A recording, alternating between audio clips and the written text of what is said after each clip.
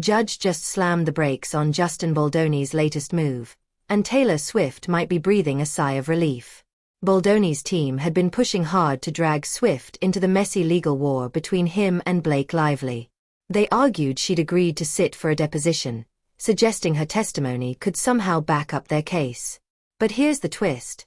Swift's own lawyer fired back immediately, saying she never agreed to anything. At most, if she was forced into it, she could have made room in her schedule after October 20th. That's a big difference from Baldoni's version of events. So why was Taylor Swift's name even dragged into this in the first place?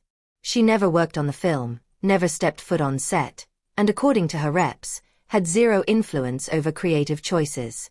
Yet Baldoni claimed he was pressured into script changes during a penthouse meeting with Blake Lively, Ryan Reynolds, and, supposedly, Taylor Swift. That single claim was enough for his lawyers to subpoena her, hoping her presence could shift the narrative. But with the judge shutting down this extension request, Swift is now unlikely to testify at all. Which leaves everyone wondering, was her name really relevant to this case? Or was it just a high-profile distraction in an already explosive Hollywood feud? Judge Louis J. Lyman has spoken, and the answer was a firm no. Baldoni's legal team asked for a 30-day extension, hoping to buy themselves more time to drag Taylor Swift into the witness chair. But with the judge's denial, that window has slammed shut. This ruling doesn't just stop the clock, it likely marks the end of Baldoni's quest to depose Swift altogether. Without the extension, discovery closes at the end of September, and any chance of forcing her testimony disappears with it. For Taylor Swift, the decision is a clear escape. Instead of being pulled into someone else's courtroom drama, she avoids the stress and spectacle of giving testimony about a film she had little to no involvement in. At least for now, she remains outside the storm, but the legal battle itself is far from over.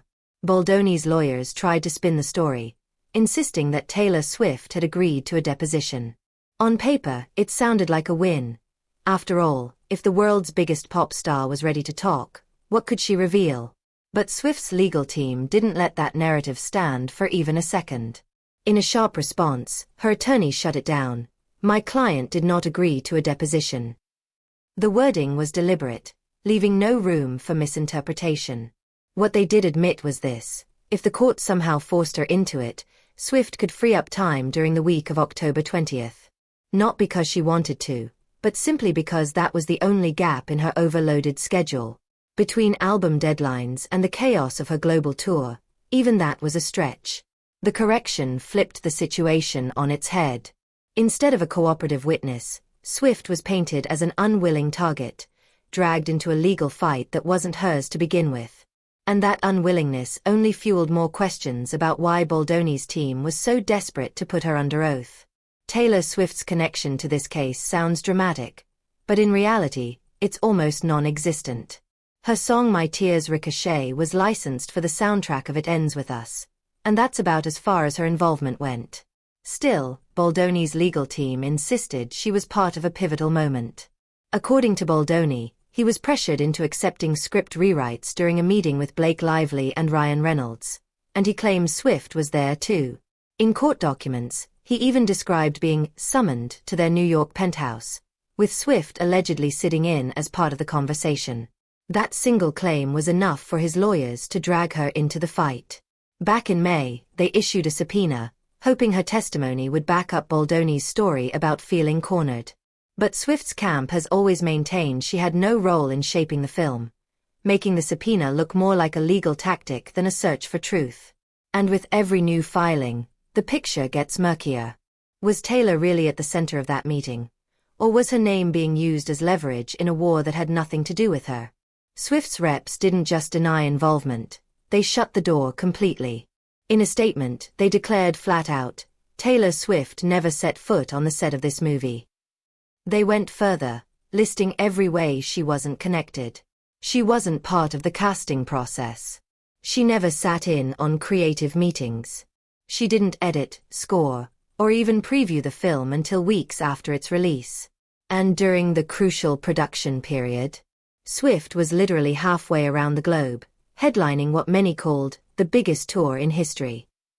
The message was crystal clear. Her name had no business being in this courtroom drama. Yet Baldoni's team kept pushing, treating her presence, real or not, as a weapon in their legal arsenal. That raises the uncomfortable question: was Taylor Swift truly involved in any of this? Or was she just a convenient name, used as leverage in a Hollywood feud that had already spiraled out of control?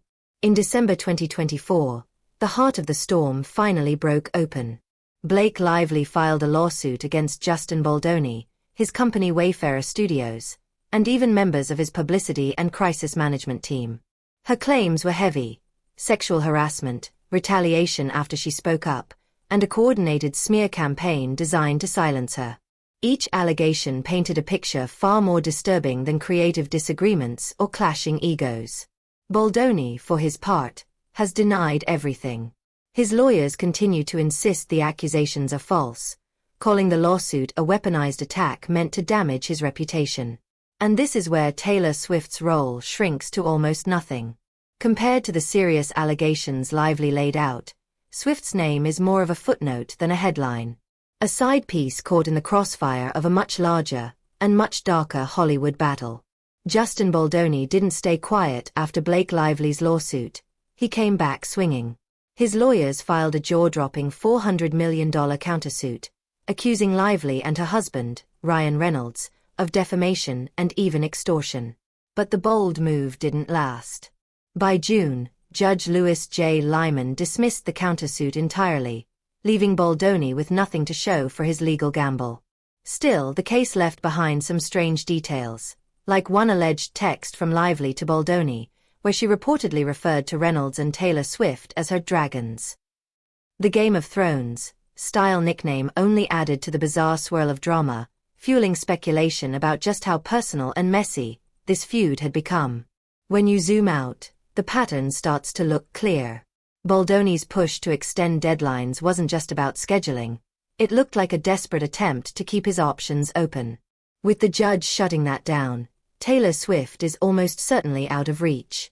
No deposition, no testimony, no chance for Baldoni's team to pull her deeper into the case. And without her, his defense loses one of its biggest talking points. Every move from here on out gets harder, leaving Baldoni with fewer cards to play in a legal battle that's already tilting against him. For now, Taylor Swift walks away untouched. The judge's ruling spares her from hours of legal questioning, but her name still lingers in the shadows of this messy Hollywood feud.